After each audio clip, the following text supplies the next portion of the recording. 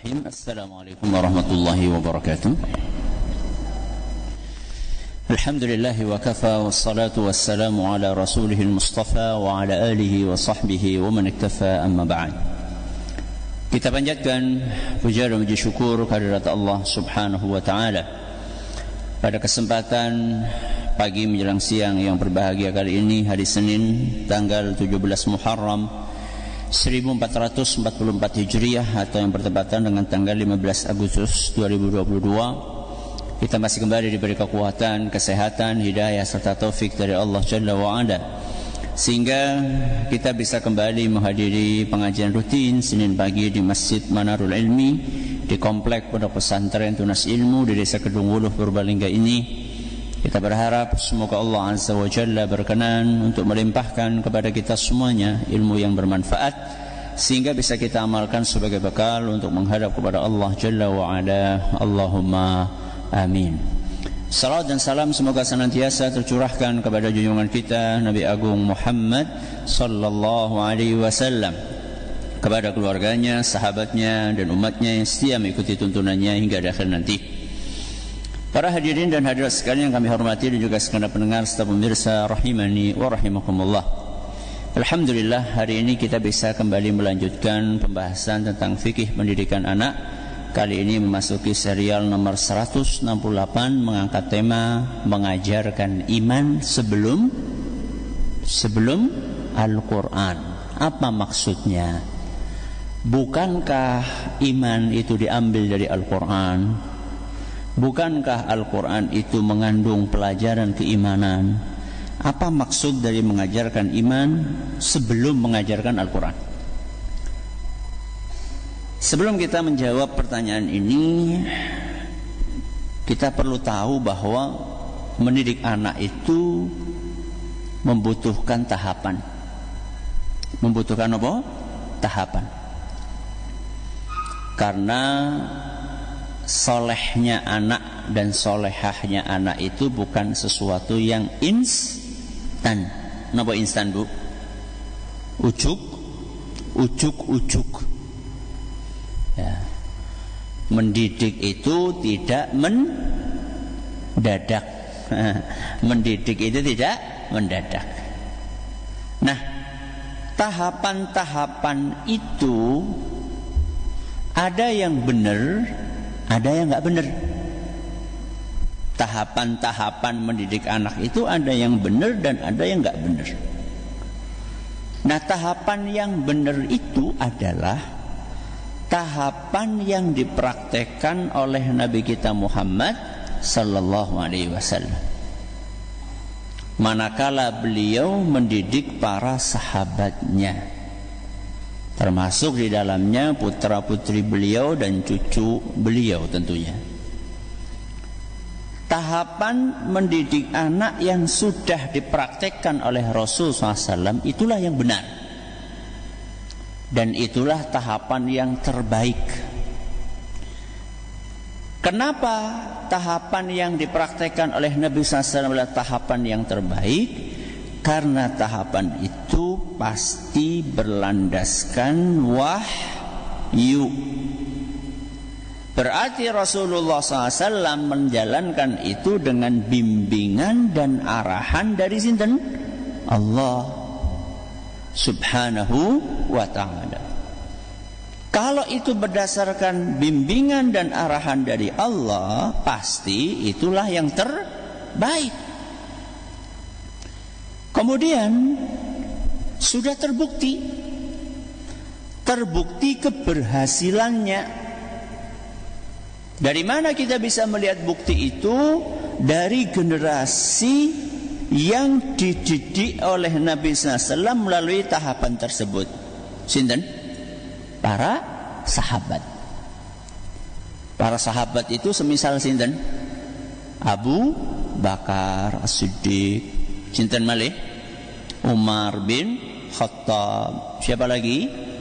Utsman bin Affan. Terus Ali bin Abi Thalib dan sahabat-sahabat yang lainnya, Abdurrahman bin Auf, Sa'ad bin Abi Waqqas, Sa'id bin Zaid, Abu Ubaidah, Talhah dan sahabat-sahabat yang lainnya. yang mereka sudah terbukti orang-orang hebat. Makanya sebenarnya aneh ketika ada muslim yang lebih suka memakai metode impor dari non-muslim. Ya, metode pendidikan yang kita saksikan di buku-buku di dunia ini banyak banget metode pendidikan.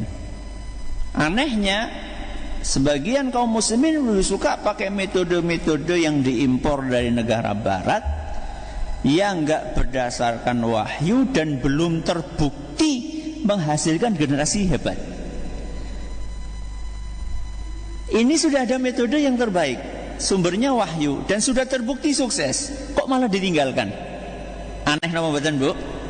Aneh bin ajaib. Ya. Nah, sekarang seperti apa tahapan yang dicontohkan oleh Nabi SAW ketika beliau mendidik para sahabatnya? Mari kita dengarkan apa yang disampaikan oleh Jundub Ibnu Abdullah radhiyallahu anhu dalam hadis yang diriwayatkan oleh Imam Ibnu Majah dan dinilai sahih oleh Syekh Al-Albani. Apa kata Jundub? Kunna ma'an Nabi sallallahu alaihi wasallam wa nahnu fityanun hazawirah. Dahulu saat kami masih anak-anak, kami bersama Rasulullah sallallahu alaihi wasallam. Jadi ini lagi menggambarkan bagaimana Rasul SAW membersamai anak-anak di zaman itu. Hazawirah itu adalah anak-anak menjelang balik. Menjelang apa? Balik. Berarti umur pinten nggih menjelang balik nggih? Mungkin 10-an ya, 10 11 ya. Sekitar itulah kira-kira. Hazawirah ya. Usia menjelang balik. Fata'allamna al-imana qabla an nata'allama al-Qur'an. Saat itu kata Jundub, kami anak-anak belajar iman sebelum belajar Quran. Kenapa? Belajar iman sebelum belajar Quran. Jadi tahapannya mendidik anak itu adalah ngajari iman, baru kemudian ngajarin apa? Quran. Nanti kita akan jelaskan yang dimaksud dengan iman di sini apa, yang dimaksud dengan Quran di sini apa. Jadi kita pahami dulu tahapannya apa dulu, Bu? Ngajari iman, habis itu ngajari Quran. Apa dulu, Bu? Iman terus Quran. Tsumma ta'allamnal Quran fazdadna bihi iman. Setelah kami belajar iman, baru kemudian kami belajar Quran, sehingga iman kami pun semakin bertambah kuat. Di tahapannya belajar apa, Bu? Iman baru belajar Quran.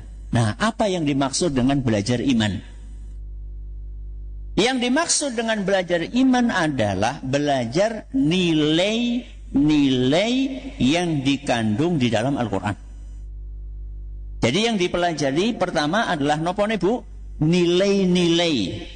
Nanti kita akan jelaskan nilai-nilai itu apa. Yuk ajaran lah. Ya. Ajaran-ajaran yang ada di dalam Al-Quran itu yang diajarkan terlebih dahulu.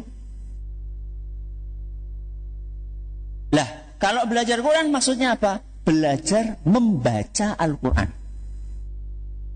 Iman adalah belajar nilai-nilai yang dikandung dalam Al-Quran. Sedangkan belajar Al-Quran yang dimaksud di dalam hadis tadi adalah belajar cara membaca Al-Quran. Berarti tahapan yang perlu diikuti sebagaimana yang dipraktekkan oleh Nabi SAW saat mendidik para sahabatnya adalah ngajari nilai-nilai yang ada di dalam Al-Quran dulu, baru kemudian ngajari cara membaca Al-Quran. Cara membaca Al-Quran sini nopo? Ya jenengan belajar huruf hijaiyah awalnya kan nggih. Ketika orang mau membaca Al-Quran kan perlu dikenalkan pertama kali nopo, Bu? Huruf huruf hijaiyah. Alif, terus apa? Ba, terus ta, terus sa, jim, ha, kho. Itu belajar huruf hijaiyah. Setelah belajar huruf hijaiyah biasanya belajar mulai ada harokatnya toh. Ya, alif fathah, a, alif kasrah, i, alif dhammah, u, a, i, u. Terus nanti belajar huruf disambung dengan huruf. Ya. Aba, terus apa? Ba, a, terus a, terus baba. Huruf disambung dengan huruf. Terus kata, terus begitu seterusnya. Dan juga belajar makharijul huruf. Cara mengucapkan huruf yang benar. Nanti habis itu belajar tajwid dan seterusnya. Belajar makharijul huruf, belajar huruf hijaiyah, belajar kata-kata yang tertulis dalam bahasa Arab, itu tahapan pertama apa kedua? Oh, pertama apa kedua? Kedua. Tahapan pertamanya apa tadi? Iman. Mengajarkan nilai-nilai yang ada di dalam Al-Quran. Berarti saat kita akan mengajarkan huruf-huruf hijaiyah, baca Quran, tajwid, itu adalah saat anak sudah mengerti secara global. Jadi bukan detail, ya, secara apa? Global dulu. Tentang kewajiban kita beriman kepada sinten? Allah. Allah itu siapa? Kewajiban kita kepada Allah apa? Ini namanya nilai-nilai yang dikandung dalam Al-Quran. Ini yang perlu ditanamkan terlebih dahulu. Makanya dahulu para sahabat pertama kali anak-anaknya bisa ngomong itu diajari untuk mengucapkan la ilaha illallah. Jadi dikenalkan dengan sinten? Dengan Allah dulu. Caranya bagaimana? Ya dengan diajak diskusi sesuai dengan umur anak tersebut. Kita ajak keluar rumah, kemudian kita ajak dia untuk ngelihat ke langit. Kalau malam-malam berarti di langit wonten apa? Bintang. Terus ada apa lagi? Bulan. Ada apa lagi? Bintang, bulan. Apa maning ya? Wengi-wengi awan ya ora keton. Kalau siang ada awan, ada apa? Matahari. Ya sampaikan kepada anak, nah itu adalah bintang. Siapa yang menciptakan bintang? Allah. Ini namanya mengajarkan nilai yang ada dalam Al-Quran. Ya. Sebelum kita ajarkan dia, ini huruf fathah, alif, ba, dan seterusnya. Ini harokat fathah atau kasrah. Sebelum kita belajarkan kepada dia makharijul huruf. Ya. Ini yang dimaksud dari mengajarkan al-iman sebelum mengajarkan Al-Quran. Apa landasannya? Menafsirkan yang tadi saya sampaikan, bahwa yang dimaksud dengan iman adalah nilai-nilai Al-Quran, sedangkan Al-Quran yang dimaksud cara membaca Al-Quran, dasarnya adalah hadis berikutnya yang ada di hadapan Bapak Ibu sekalian, yaitu hadis yang diriwayatkan oleh Imam Al-Baihaqi dalam kitab beliau As-Sunanul Kubra, dan hadis ini dinilai sahih oleh Imam Al-Hakim dan juga Imam Al-Zahabi. Kata seorang sahabat Nabi SAW, yaitu Ibnu Umar radhiyallahu anhuma, laqad ishna burhatan min dahrina wa ahaduna yu'tal iman qabla al-Quran. Kata Ibnu Umar, kami itu sinten Bu? Pak, kami sinten? Ya para sahabat. Kami maksudnya sinten? Para sahabat. Kunna, kami. mengalami masa di mana dahulu kami belajar iman sebelum belajar Quran. Jadi para sahabat itu belajar apa dulu? Iman dulu, baru belajar Quran. Coba saya pengen ngetes nih. Belajar iman maksudnya apa? Nilai-nilai yang ada dalam Al-Quran. Sebelum belajar Al-Quran, apa maksudnya belajar Al-Quran? Belajar cara membaca Al-Quran. Jangan lupa nggih. Masa urung metu wis kelalen. Nggih, ngajine ampun tulen. Apa tulen? Urung metu wis kelalen. Esi mending metu nembe kelalen, iki urung metu wis kelalen, urung bubar wis kelalen. Ya. Coba saya cek lagi. Kami belajar iman sebelum Al-Quran. Napa iman? Nilai-nilai yang terkandung dalam Al-Quran. Al-Quran maksudnya napa teng mriku? Cara membaca Al-Quran.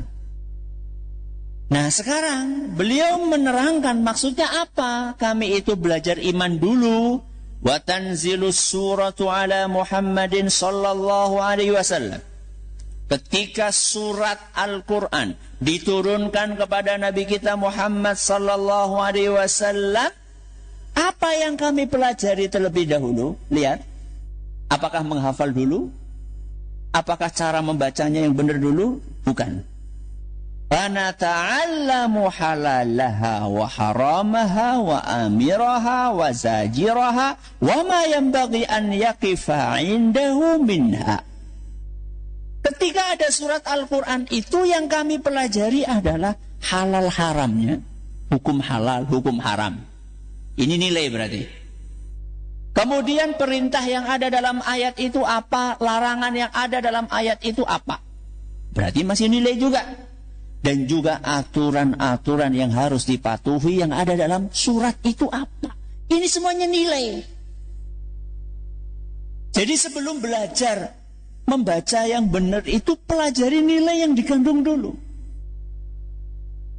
Loh Ustaz, bagaimana anak kecil bisa tahu nilai yang dikandung dalam surat Al-Ikhlas? Ya itulah fungsinya ada orang tua. Itulah fungsinya ada guru, itulah fungsinya ada ustaz. Anak kecil disuruh menyimpulkan nilai dari surat Al-Ikhlas. Sakit apa mboten? Mboten, dereng sakit. Belum mampu dia menyimpulkan nilai. Yang menyimpulkan nilai itu adalah ustaz mubalik, orang tua yang belajar sama ustaz. Makanya ibu, bapak-bapak, para pendengar, para pemirsa, sekarang jenengan itu lagi sekolah. Sekolah nopo? Sekolah nopo? Sekolah orang tua. Napa Bu? Sekolah orang tua. Aneh nggih, insinyur ana sekolahe, masinis ana sekolahe, polisi ana sekolahe, apa maning? Tentara ana sekolahe, orang tua orang nana. Ya, padahal orang tua itu yang melahirkan polisi, yang melahirkan ya tentara dan seterusnya. Nah, sekolahnya orang tua ini sekarang. Jenengan lagi napa, Bu? Sekolah. Jadi, panjenengan memahami nilai-nilai yang ada dalam Al-Quran lewat pengajian seperti ini. Setelah jenengan dapatkan, kemudian jenengan transfer. Jenengan ajarkan kepada siapa? Kepada putra-putri manjenengan. Jadi itulah yang dilakukan oleh para sahabat. Jadi begitu turun surat Al-Quran, kata Ibnu Umar, yang kami pelajari dari surat itu adalah hukum-hukumnya dulu, halal haramnya apa, kemudian perintahnya apa, larangannya apa, aturannya apa. Kama ta'allamuna antumul yawmal Qur'an. Sebagaimana hari ini kalian belajar detil tentang cara baca Al-Quran. Subhanallah. Ya. Sekarang ini banyak sekali pengajian-pengajian, taklim-taklim yang mengajarkan cara membaca Al-Quran secara detail. Huruf-huruf hijaiyah, cara mengucapkannya detail. Bahkan di kerongkongan ini, ana sing nang tengah, ana sing nang dhuwur, ana sing nang ngisor. Di lidah ini ada yang di depan, ada yang di samping, ada yang di tengah. Cara mengucapkan huruf itu beda-beda. Namanya makharijul huruf. Bagus sama mboten? Bagus atau tidak? Tapi jangan sampai kita sibuk mempelajari makharijul huruf, tapi kita tidak tahu nilai yang ada di dalam ayat-ayat yang kita pelajari tersebut. Ini nggak benar.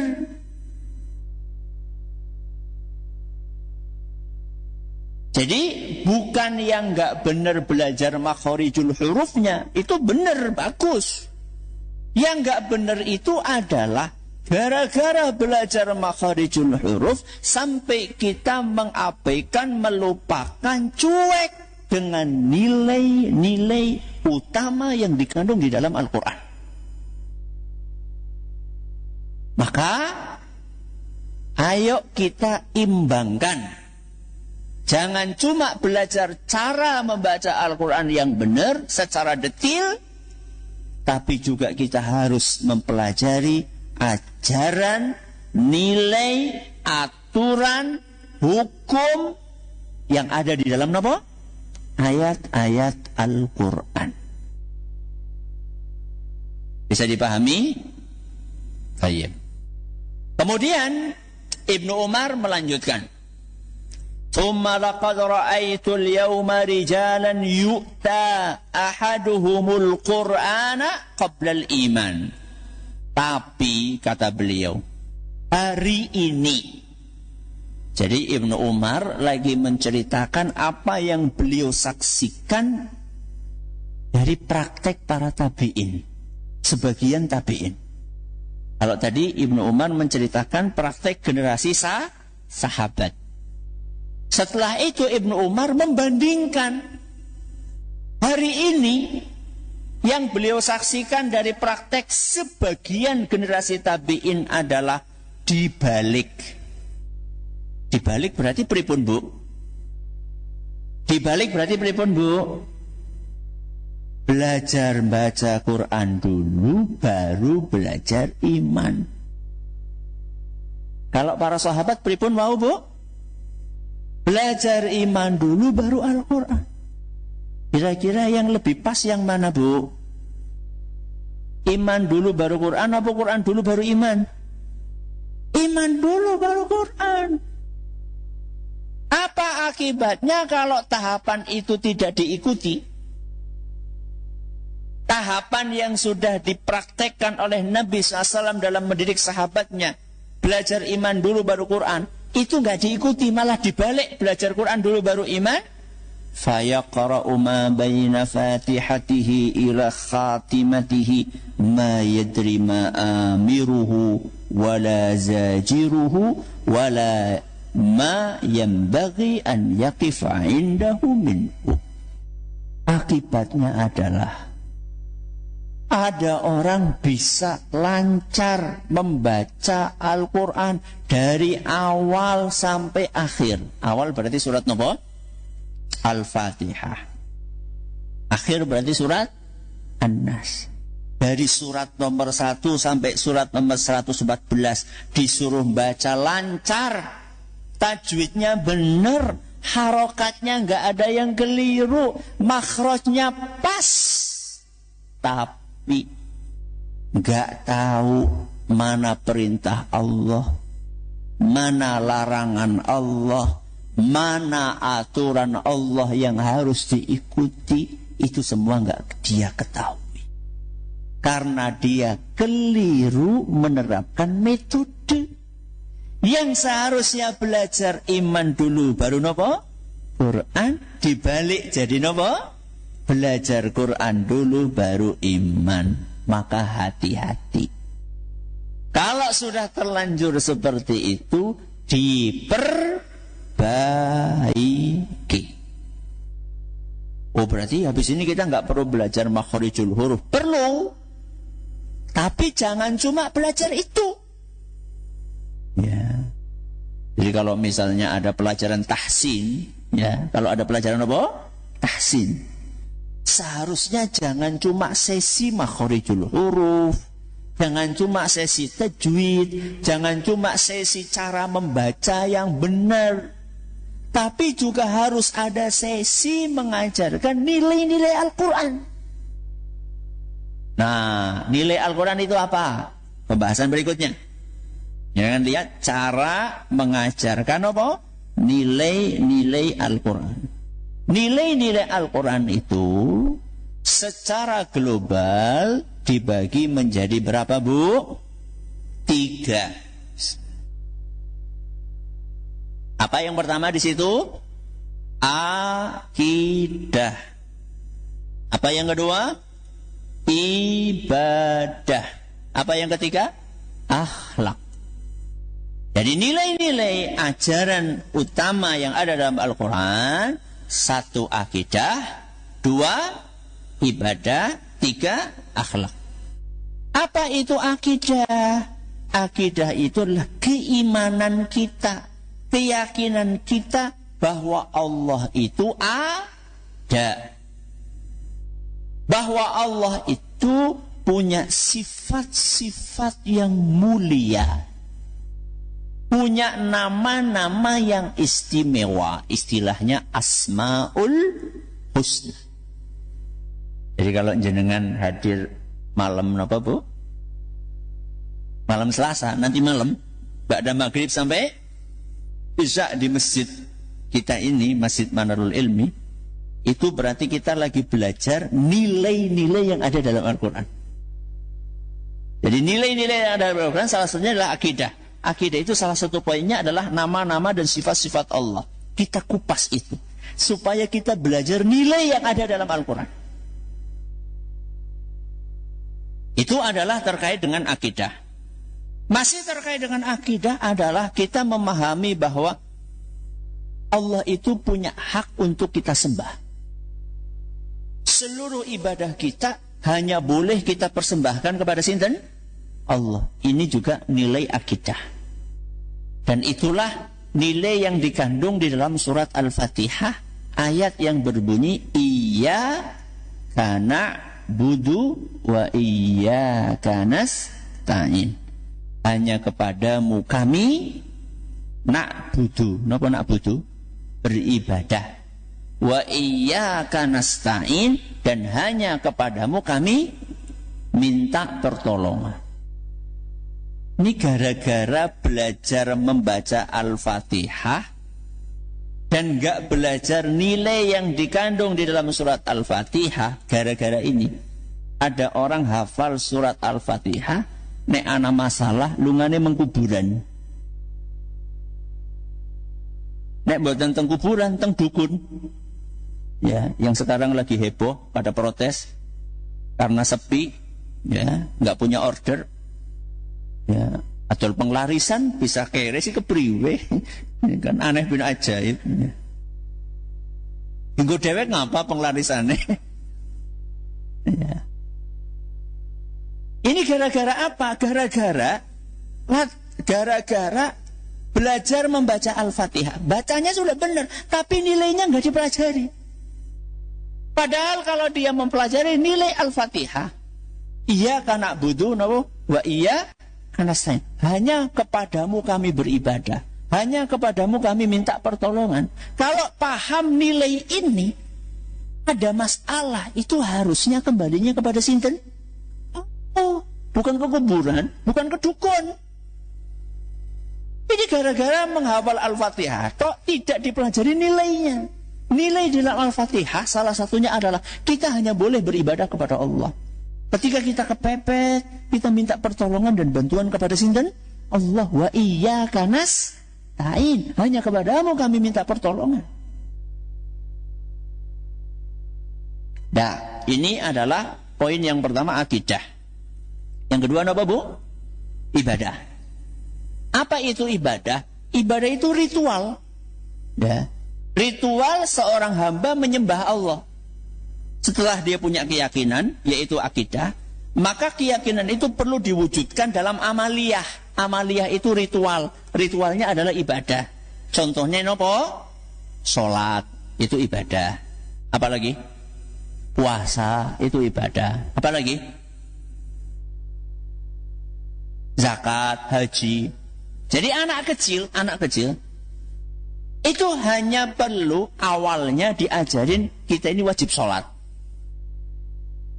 Tidak harus anak kecil itu saat masih awal-awal diajarin ini dalilnya. Wa aqimus sholah. Ayatnya ini. Tidak harus. Yang penting dia tahu nilai. Nilai atau ajarannya adalah seorang muslim wajib apa? Sholat. Itu namanya nilai. Ya. Udah nggih, ibadah. 1 akidah, 2 napa? Ibadah. 3 napa wau? Akhlak.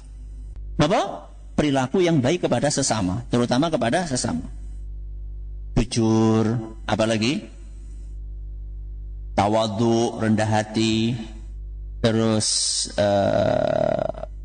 senyum, napa? Senyum, ramah, sopan, itu nilai akhlak. Jadi isi Al-Quran itu nilainya, nilai-nilai atau ajaran secara global Al-Quran itu ada berapa bu?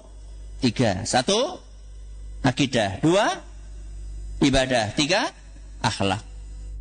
3 ini perlu kita ajarkan kepada anak-anak kita secara global sebelum kita ajarkan Al-Quran kepada dia. Cara mengajarkannya bagaimana? Lihat, cara mengajarkannya adalah dengan ucapan dan dengan perbuatan. Jadi orang tua ngajarin akidah, ngajarin ibadah, ngajarin apa wau tadi? Akhlak. Caranya bagaimana? Dengan ngomong, wong tuane ngomong, ini namanya ucapan. Sama dengan perbuatan. Berarti perbuatan apa bu?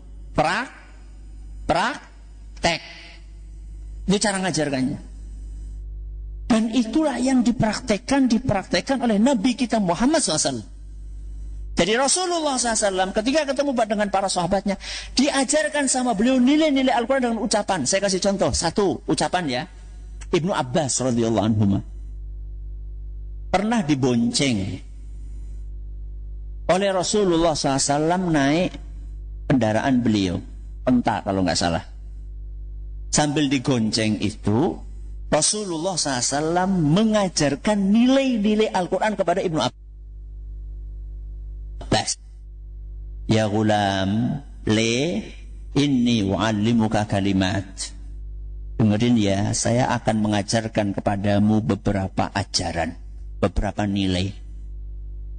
Idza sa'alta fas'alillah. Kalau kamu butuh sesuatu, mintalah kepada Allah. Itu nilai. Dari kecil bayangkan. Ibnu Abbas itu usianya 7 tahun, 6 tahun. Digonceng seneng napa mboten, Bu? Seneng. Ya, bocah cilik digonceng ya seneng, bocah cilik seneng, bocah gede seneng apa maning? Bocah cilik ibu nek digonceng bapaknya seneng mboten, Bu? Seneng. Ya, daripada kon mangkat dewek kan ora kepenak. Gonceng kan penak. Itu padahal orang gede loh, ya. Apalagi anak kecil. Dan Rasulullah SAW memanfaatkan momen boncengan itu untuk menyampaikan nilai-nilai. Idza sa'alta fas'alillah. Kalau kamu butuh sesuatu mintalah kepada Allah. Wa idza sta'anta fasta'in billah. Kalau kamu butuh bantuan, mintalah bantuan kepada Allah. Ini jenengan praktekkan dengan lisan jenengan. Anak minta kepada jenengan, Bu, belikan mainan seperti punyaan tetangga. Belikan mainan, Bu. Bagaimana ibu yang bijaksana? Bu, mana mong papake gitu? Gimana Bu, ibu yang bijaksana? Mintalah kepada Allah.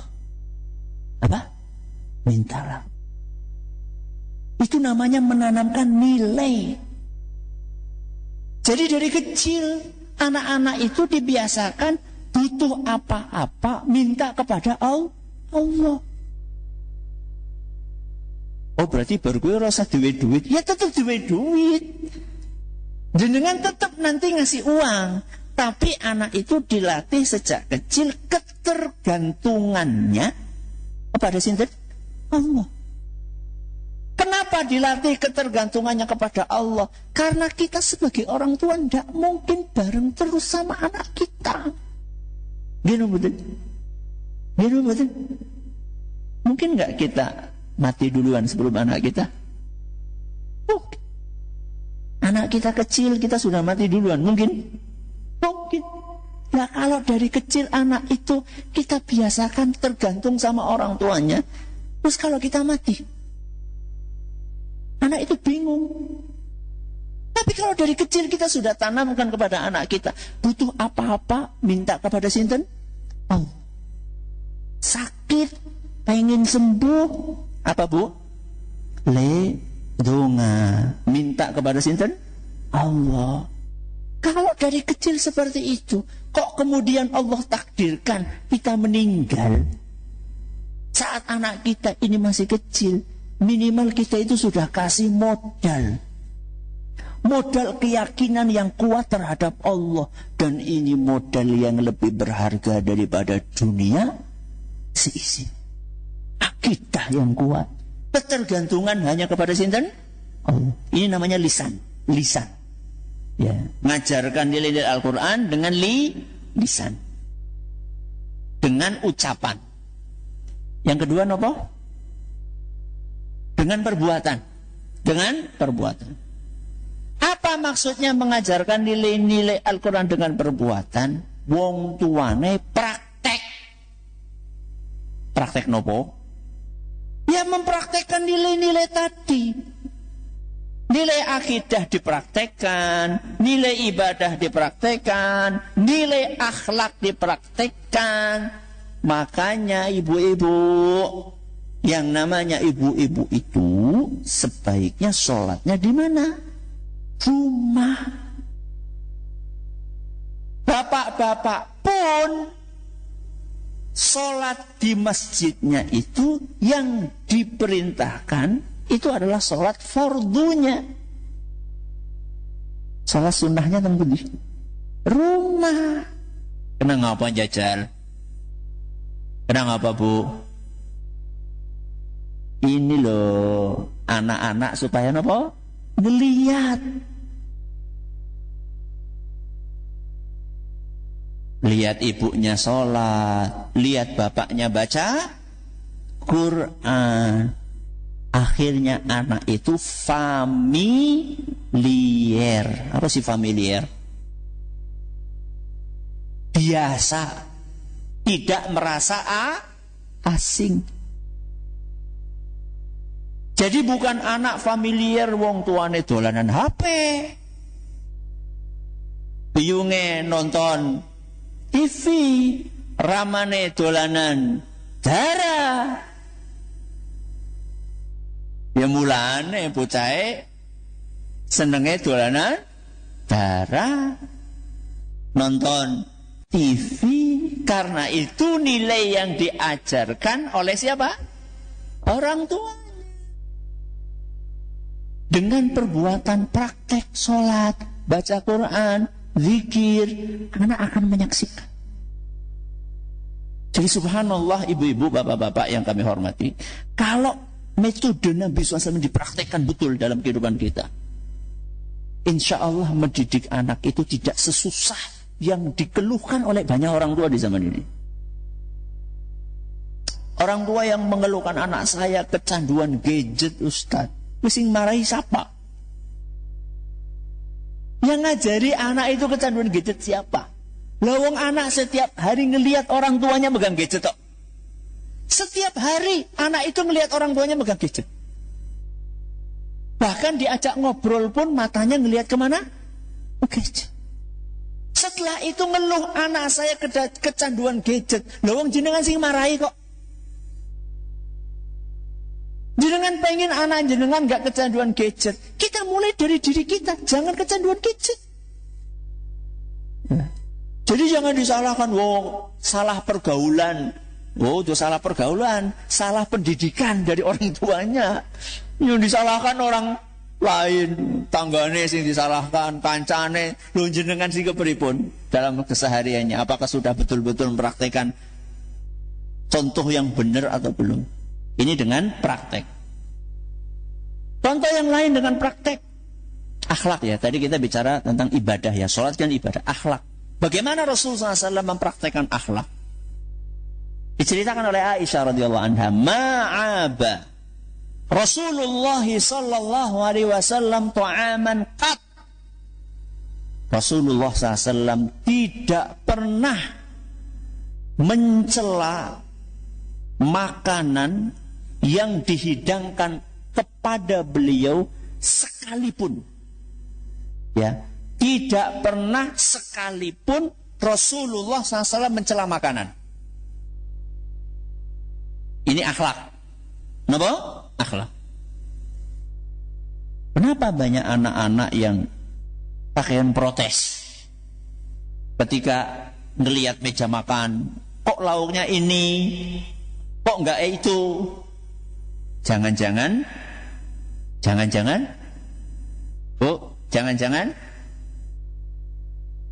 nyontoh ramane,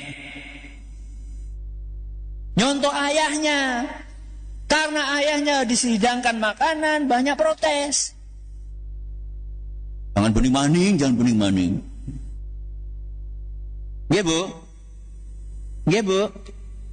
Boten? Ibune maras ya. Banyak ngeluh, akhirnya dilihat sama anak, dicontoh sama anak, anaknya pun juga demikian. Rasulullah SAW nggak pernah mencela makanan. Kalau Nabi suka dimakan, nggak suka, beliau nggak makan. Sudah selesai. Maksudnya tidak dikonsumsi.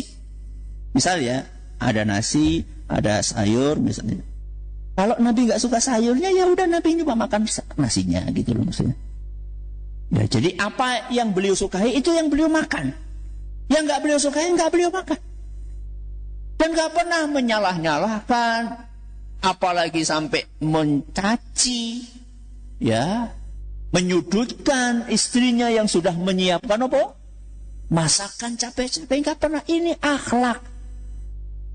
Mengajarkan nilai akhlak dengan perbuatan, yaitu dengan mempraktekkannya. Baik. Jadi kesimpulannya, metode pendidikan yang benar itu mengajarkan apa dulu? Iman sebelum Al-Quran. Apa maksud iman? Nilai-nilai yang ada di dalam Al-Quran. Yang dimaksud dengan Al-Quran di sini apa? Membaca Al-Quran. Nilai-nilai yang ada di Al-Quran secara global ada berapa? 3. Apa yang pertama? Akidah. Yang kedua? Ibadah. Yang ketiga? Akhlak. Cara mengajarkan 3 nilai itu: 1. Perkataan. 2. Perbuatan.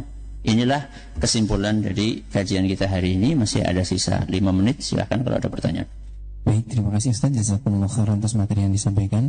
Pertanyaan pertama kami bacakan datang dari hamba Allah yang ada di Banjarnegara. Bismillah, assalamualaikum Ustaz. Waalaikumsalam. Ustaz, bolehkah metode tersebut berjalan bersamaan Ustaz? Dirutinkan sebelum menghafal dan tahsin. Anak dibekali nilai-nilai Al-Quran. Misalnya anak diperkenalkan Allah itu siapa, Al-Quran itu apa, baru kemudian diajak menghafal dan tahsin. Jadi harapannya dalam satu waktu dapat semuanya. Jazakumullah khairan. Boleh. Tapi anak mampu nggak? Ya, langsung diapakan? Dijadikan satu paket. Anak mampu nggak? Kalau mampu nggak apa-apa. Kalau mampu nggak apa-apa. Tapi perlu kami sampaikan bahwa kalau tadi yang disampaikan dalam waktu yang sama diajarkan nilai-nilai, kemudian diajarkan pula cara membaca yang benar, itu kan hanya dengan ucapan. Padahal tadi kita sudah sampaikan, mengajarkan nilai Al-Quran itu satu dengan ucapan, dua dengan apa? Perbuatan. Nah, perbuatan ini jangan sampai dilupakan.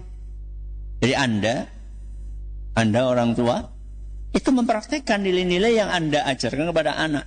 Akhlaknya, akidahnya, ibadahnya, itu Anda ajarkan, Anda praktekkan, nanti anak akan melihat dan menemukan suri teladan di dalam diri jenengan sehingga anak bisa mencontoh kebaikan-kebaikan yang jenengan praktekkan.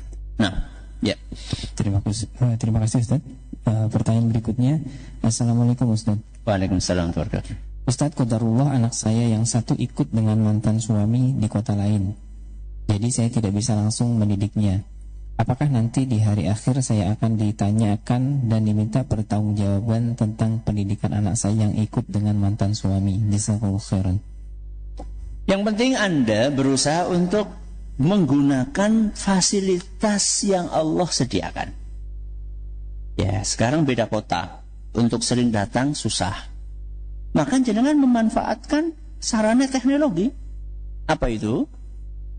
Alat komunikasi. Telepon secara rutin, ya. Dan ketika telepon setelah bercengkerama, bertanya tentang kabar, masukkan nilai-nilai ya Al-Quran kepada anak Anda. Artinya Anda harus punya waktu untuk menjalankan tugas tersebut. Jadi jangan beralasan tidak ada waktu. Kalau alasannya tidak ada waktu, kenapa Anda punya grup WA yang begitu banyak? Ya, Anda juga rutin update status di Facebook Anda. Jadi kalau alasannya tidak ada waktu, kayaknya alasan itu nggak bisa diterima. Ya, maka manfaatkan alat komunikasi, karunia alat komunikasi yang Allah berikan kepada kita untuk menunaikan kewajiban Anda mendidik anak. Ya, sambil pada momen-momen tertentu Anda ketemu langsung dengan anak. Bisa juga selain alat komunikasi Anda kirimkan buku-buku ya kepada anak Anda supaya dibaca ya. Jadi intinya kita kalau sudah menjalankan tugas secara maksimal, hasil itu tidak akan ditanyakan, maksudnya tidak akan disalahkan kalau hasilnya tidak tercapai. Jadi ukuran yang nanti akan dipertanggungjawabkan di hari kiamat itu bukan hasil, tapi nopo? Prosesnya. Jenengan itu sudah menjalankan proses mendidik anak secara maksimal atau belum? Kalau jenengan sudah menjalankan proses mendidik anak secara maksimal, kok kemudian hasilnya tidak sesuai dengan harapan, itu di hari kiamat insya Allah akan ringan. Karena yang ditanya di hari kiamat bukan hasil, namun apa? Proses. Mudah-mudahan bermanfaat. Terima kasih atas perhatiannya. Menurut segala kurangnya kita akhir dengan doa kafaratul majelis. Subhanakallahumma wa bihamdika asyhadu an la ilaha illa anta astaghfiruka wa atubu ilaik. Assalamualaikum warahmatullahi wabarakatuh.